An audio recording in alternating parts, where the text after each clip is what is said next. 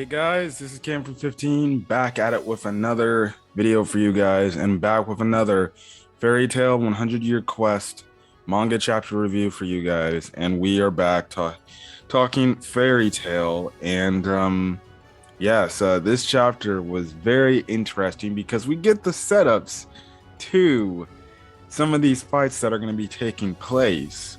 And obviously Erza against her opponent is going to be insanity. We're getting Natsu versus Suzaku, apparently Kiria versus Lucy, which I think there have been some people that have been saying I think they're gonna set Kiria up with Lucy. Seemingly we get a halt at the stop with Loxus and Kieran and everything.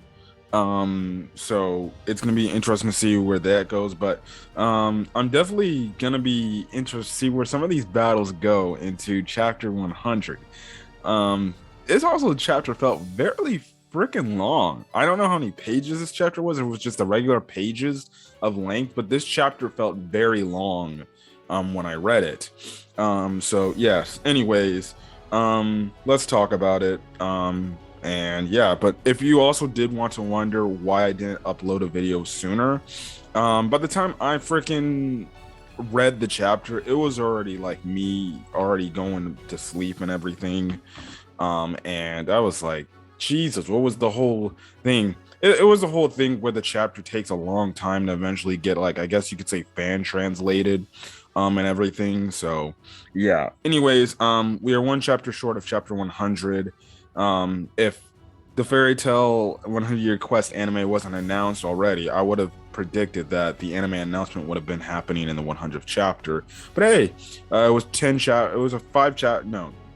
chapters ago, chapter 90, and we got the announcement, but I'll take it. Anyways, this is Fairy Tale 100 Year Quest chapter 99 titled Scarlet Rage. Cover page is of Kana and Elfman, and they're just drinking alcohol and stuff like that. So hey, funny. Anyways, obviously from what happened last chapter, Wendy obviously defeated our boy. I already forgot his freaking name. That's how freaking oh my goodness, come on, how do I forget this little kid's name, man? I'm such bad at memories in terms of names and everything. Haku. Because Wendy defeated Haku, and to further confirm this, Natsu, Lucy, and Happy, they were all plushie dolls. They turn back to normal. They eventually fall over. Natsu and Lucy fall over into a pit. You get your typical Nalu, I guess you can say fan servicey scene where obviously Natsu is like in a cramped space with Lucy to where her boobs are all in his face. He's touching them, and she's like, "Don't touch there." And Happy's like, "Oh, don't worry. You guys will be doing that soon, someday. Someday." Like everybody in the fan base keeps predicting that someday Natsu and Lucy will eventually get together and they will eventually make babies. Well, make a child. Listen, how many times I have to be through this? The one thing about Mashima that I just discreetly hate is how he keeps teasing Nalu. Like, he knows it's the biggest ship. I just hope at the end of 100 Year Quest, we just get complete confirmation of Lucy just lets it down and says, "Natsu, I just want to be with you, okay?" And stuff like that. So yeah. Anyways, we cut over back to Selene, and Selene's like, so a few Fairy Tale members are back now, so it's 7 against 4 and everything. And obviously she's like, maybe Diablos isn't as good as I thought it was. Now, Selene goes on to make the mention that apparently the labyrinth appearance is interesting, it's odd.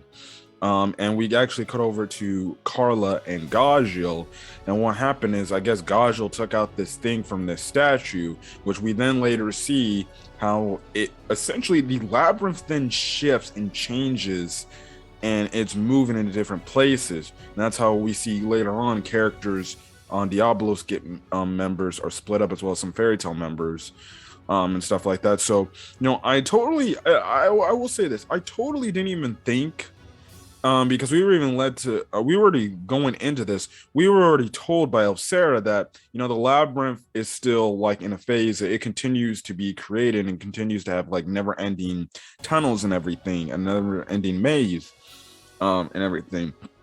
I totally never even thought of the fact that, oh, you take this, I guess something like maybe some sort of trap or something like that. It can completely just change the features of the labyrinth and change how, it's structured and stuff like that, and how it moves pieces around to where you truly can get split up from other people, and everything. I totally did not see that coming. So credit to Machima for actually making a nice little twist in the storyline to create these matchups, because obviously characters are getting split up because of what Gajiel did, and everything. So yeah. Now I did find it funny that Gajiel jumped after Carla and he grabbed her like as if it was Lily. It was cute and funny and everything. We do cut over to the Loxus versus Kieran thing going on. Presumably, this whole scene is they're getting split up because the ground shifting levels and everything, and essentially, what is it? Kieran's like, you just barely escaped with your life, freaking dude. He called him Lightning Brother. In this chapter, the fans translation said that, and then freaking Loxus just fires back saying, "I really wanted to put you in that coffin," and stuff like that. So yeah, but Kieran's like, I already told you this coffin's full, and Loxus is just like, well, just wait till next time, coffin brother. So presumably we're getting a halt to that whole matchup, and we're gonna probably get Loxus versus Kieran part 2 sometime, but that's gonna be very freaking interesting to see where that's gonna go. Now we cover to Gray and Erza. Since they're together, they see that the terrain, that the area of the labyrinth is changing. They fall down into this hole. We also find out that Erza apparently made a map, and it's not the best drawn map to say, but hey, it's Erza. It's within her character to do things out of the ordinary, and stuff like that. Anyways, they fall down. The thing is, Gray ends up catching Erza, wrapping Erza around her his body to prevent her head from like slamming into the freaking ground. And I just found this freaking moment hilarious. Now, if you freaking, I think I said this in my early Fairy Tail arc reviews, and I definitely, when the series first started, when I watched it for the first time, and this is before I even knew Juvia showed up, or later on in the story, by like the 4th or 5th arc of the story. I believe it's the 3rd or 4th arc, if by my recollection. I don't know. But the one thing that I was always, just guessing, I'm like, if Juvia and Jalal were, if Jalal was still like introduced as an antagonist evil character and Juvia wasn't really a thing in the story, you would have to wonder. I think Gray and Erza would probably hook up, and honest to God, I think they make a pretty damn cute couple. The only reason why I say that is because when you get to the start of Fairy Tail, it's always, presumed. Fairy Tail's always made that little mention or that little side plot of, oh, whenever Gray and Erza are together, they typically have some sort of romantic moment, or not romantic moment all the time, but sometimes they dive into, oh, the Erza Gray ship, where maybe they're together or something like that, and they're just alone. And, Gray looks at Erza in some sort of way as like, oh, she may be fierce warrior, but damn, she's a baddie. There was like a few times, I think it was like at the start, like I'm like, why do I ship Erza and Gray together? The flashbacks between Erza and Gray when Erza first came to Fairy Tail and Gray got to know her better and everything. You can exclude that or put that in the whole thing. Like, it doesn't make sense. These characters known each other for a long time, and it's like, I know Erza sees Gray as like a little brother character to her, but it's like, you just get the backstory and everything. It's like, it feels like it would have been like a match made in heaven for them to get together because they would like each other. And then even in that one filler arc of the first filler arc, you had a moment where Gray and Erza were working together alone. They're like literally sleeping together, not in the same bed or anything, but they're like literally sleeping next side by side to each other. And Gray just wakes up and he's like, you know, even though Urza's a lot more, fierce and aggressive, honestly, she's kind of cute when she's sleeping like that. And then she woke up and he's like, oh my God, why can't do this? So listen, I don't know what the official term or what fans call the Gray Urza ship. Like I guess name call and stuff like that. But here you kind of get you get a Gray X Urza moment, which is pretty funny. Because after Gray saves Erza from like her head essentially splitting open, he gets up, he's like, Erza, are you okay? Are you okay? And she's like, I'm fine. Giving that obviously that stern. I definitely could see. I watched the dub, but just hearing the voice actor of Gray and then Colleen playing Erza, I definitely could hear him say like, Gray, Erza, are you okay? And obviously we know Colleen Klingberg has like, she's a goddess as Erza. I could definitely say I'm fine, Gray. But you get the moment to where a trap was sprung. She freaking Gray's obviously head is like in a high up position. Erza grabs his head and just puts it like slams it down. Honest to God, you would think on her arm or like chest plate. But really you get a closer up. They're literally cheek and cheek, like they're touching cheeks and everything. And I'm like, now when I first read this, I was like, bro, I'm like, yo, I was at first, when I first watched Fairy Tail, I was a Gray X Urza fan until Juvia came into the fold, and then I just totally shipped that. And I'm like, bruh, I don't think the manga's gonna do this, but whenever the anime adaptation comes, they have to do it where they cut over to Juvia, because they always do this with any girl Gray is with, and Juvia's not around. She always like, my Gray sensor went off. Like, he's supposed to be flirting with somebody that she's not, other than me. And I'm just thinking, mind you, this is the first time me reading this chapter. I'm like, the manga's probably not gonna cut over to Juvia and let her think.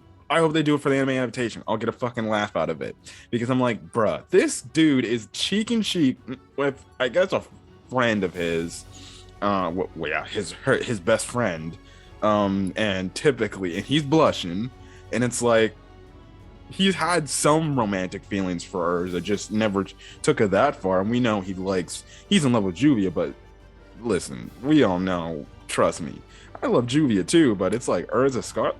I might have to turn down Juvia Loxer for Erza. And surprisingly enough, Mashima gives us the scene to where they cut over to Juvia. Juvia's like, something's going on. My Gray sensor is going off, and it's not good. And Levy's in the background, and she's like, what are you talking about? And she's like, and Juvia doesn't even think, oh, he must be flirting with Lucy or Erza. I hope not. I hope God to God, not Wendy. No, she, out of all the people she thinks Gray could be potentially flirting with, is fucking Gajiel. Even Levy's like, I don't think that would happen. So that's hilarious. Listen, I'm all for it. It's funny. Listen, I do always get that. What if they just shipped Gray and Erza? I would envision Majima, who likes to do a bunch of ships. I think originally at first probably wanted to ship Gray and Erza, but then he introduced their love interest at the time, and it's like, okay, there's no way of that happening. And we already know that Gray loves Juvia, Erza has feelings for Jalal. It's just a funny banter scene, I guess, for the Gray and Erza ex fanboys. You get your Gray and Erza moment. Here you go. And stuff like that. But Juvia is very pissed. Funny. I didn't think the manga would actually cut over to Juvia.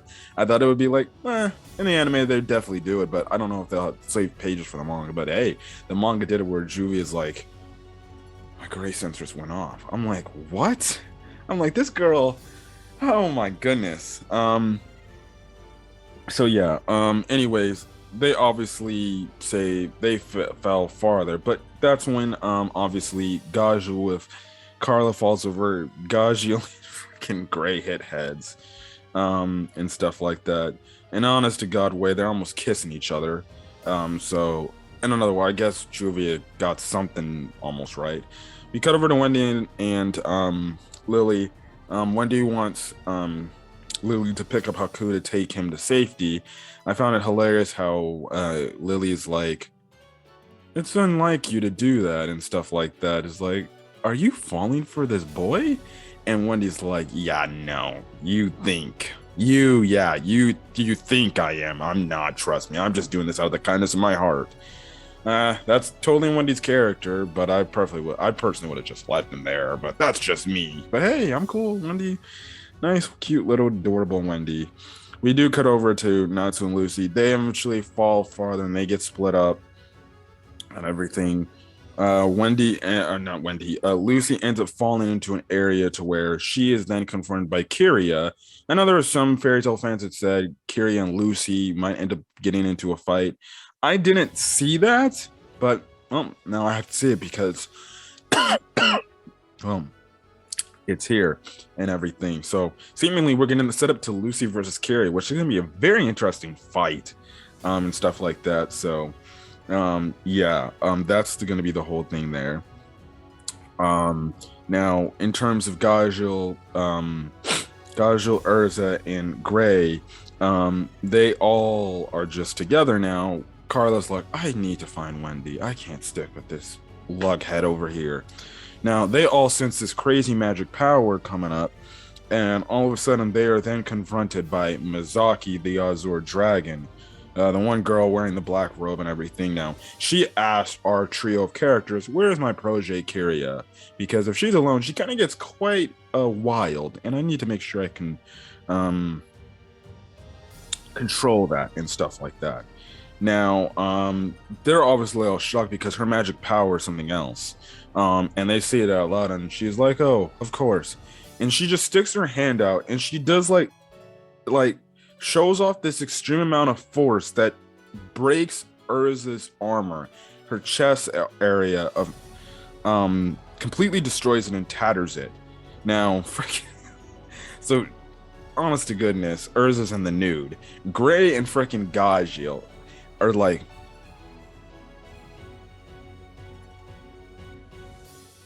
yes, like how every other man would react if they saw Erza topless. Now, listen, I would probably, if I was Gray, I'd slap freaking Gajil. I'd be like, dude, aren't you like married, but you're not married? You're having a kid with your girlfriend. So I guess Gray gets the excuse here, but Gajil's like, oh, but let's remember back on Tenra Island when frickin' Erza dressed up as a sexy nurse, every guy in Fairy Tail who was on Tenra Island was lining up despite whoever they were shipped with at the time just to get treated by Erza because they think, oh, Erza hot? Oh, I need her to touch me. No homo right there. Anyways, or not homo, pause. But it's funny. So that's the whole thing. Carla's always looking back and I'm like, oh, freaking pervs. Now, Erza's wondering what the hell is going on, and Misaki's like, I intended to tear her entire body. Seemingly, that didn't work. And obviously, Misaki said, like, let's try this next. Now, Erza's hair starts flowing up. That eventually, the same attack happens. Erza's hair is cut, and her hair is in the shape of form, or it looks similar to the form of Erza Nightwalker. If you remember Erza Nightwalker from the Ellis arc, yada yada. We've seen Erza Nightwalker not too long ago and stuff like that. In the manga. When she first appeared after she first fought Erza, she cut her hair into like a short bobbed hair. So now Erza has that Erza Nightwalker look, or that Wendy look near the tail end of the Tartaros arc. Short hair. Very interesting design. It's gonna suck because I'm not gonna have a long-haired Erza anymore. I don't know if this is gonna be Mashima having a new design for Erza, and that's gonna be the new design going forward. Have Erza have short hair and everything, because it's like, Well, we're gonna have to get used to this. I can't wait to see Natsu's reaction. He's like, "What the hell happened to you, Erza? Why is your hair short?" And I definitely could say, "Shut." I definitely could hear her saying, "Shut it, Natsu." But anyways, they're wondering what this power is, and Masaki's like, "Oh my, I intended to tear it out from the roots." Erza gets very pissed off because she has flashbacks to the time when she was in the Tower of Heaven, and Jalal's saying, "Oh, your hair, it's scarlet. You know, that's the color of your hair." Obviously we got to plug in that Jalal reference and everything. Erza is very pissed because, oh, you cannot cut my man's hair. And she's pissed. Obviously, Misaki is like, "That's a nice face." And I'll get to the end of what I think is going on, in my opinion. So yeah, the chapter ends off with Natsu eventually running into, after splitting up with a few people, he runs into Suzaku because he felt his power. And seemingly we're led to believe we're getting set up with the fact that we're getting Natsu versus Suzaku. So definitely cool to see. I wonder if Suzaku's going to ask for help from Natsu. It definitely could be leaning that way because we know not Suzaku is kind of, he's on teetering on the brink of good and slash evil, but we know he doesn't agree with the things that Celine's doing. Now, as for Misaki, listen, I'm going to be frankly honest. I do not know what the hell is going on. She must have some sort of like high powered magic ability that, like, I wouldn't say disintegrates things, but like some sort of high pressurized, like, I guess maybe air attack. I don't know. Some pressure attack which just destroys things or cuts things and stuff like that within an instant. um I don't know what's going on. Just her feat of power, which she just did to Erza by just taking down, just cutting some hair and armor. It's nothing to say the least because she just really didn't damage Erza like crazy. It's just, oh, she destroyed her armor, she cut her air within an instant, and she barely moved. And we don't know what the attack is. I think to Misaki, that's just, I think that's just her giving a warning shot. I honestly think like she's not messing up purposely. I think she's just saying, "You guys might want to submit, or you guys are going to die." In a way, she's just threatening our members. Obviously, this is going to be set up for Erza versus Misaki. This is going to be an interesting fight.